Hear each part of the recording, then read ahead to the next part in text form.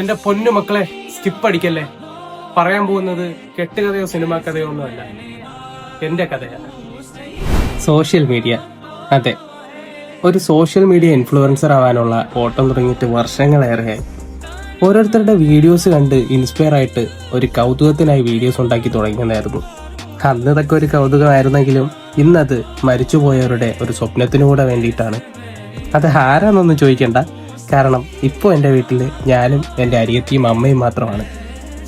ഏറെ ഇഷ്ടപ്പെടുന്നവർക്ക് വേണ്ടിയിട്ട് നമ്മളത് ചെയ്തു തന്നെ ആവണം. പ്രിയപ്പെട്ടവർ വീഡിയോ ചെയ്യാനായി സമ്മാനിച്ച സാധനങ്ങൾ നഷ്ടപ്പെട്ടപ്പോഴും അത് തിരിച്ചു നേടാനായി ചെയ്യാത്ത ജോലികളില്ല, സഹായം അഭ്യർത്ഥിക്കാത്ത ആളുകളുമില്ല. എന്നാൽ എനിക്കത് തിരിച്ചു പിടിക്കാൻ വർഷങ്ങളുടെ ഗ്യാപ്പ് വേണ്ടി വന്നു. അങ്ങനെ ചെയ്തുകൊണ്ടിരുന്ന ജോലിയുടെ കൂടെ തന്നെ ഒഴിവ് സമയം കണ്ടെത്തി ഞാൻ വീണ്ടും വീഡിയോസ് ചെയ്തു തുടങ്ങി. അങ്ങനെ എല്ലാവരുടെയും ഇഷ്ടത്തിനനുസരിച്ച് എൻ്റെ ജീവിതത്തിൻ്റെ ചവിട്ടുപടി വീണ്ടും ഞാൻ ചവിട്ടി തുടങ്ങി.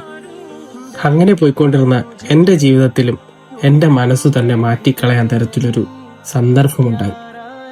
ചെയ്തത് ശരിയാണോ തെറ്റാണോ എന്നൊന്നും അറിയില്ല. നോട്ടീസ് പീരീഡ് പോലും പൂർത്തിയാകാതെ ജോലി ചെയ്തുകൊണ്ടിരുന്ന കമ്പനിയിൽ നിന്ന് ഞാൻ എൻ്റെ പാഷന് പുറകെ, അല്ല എൻ്റെ സ്വപ്നത്തിന് പുറകെ ഇറങ്ങുന്നു. അതിൻ്റെ ഒരു തുടക്കമായിരുന്നു എൻ്റെ ഈ Kerala to Nepal hitchhiking യാത്രയും.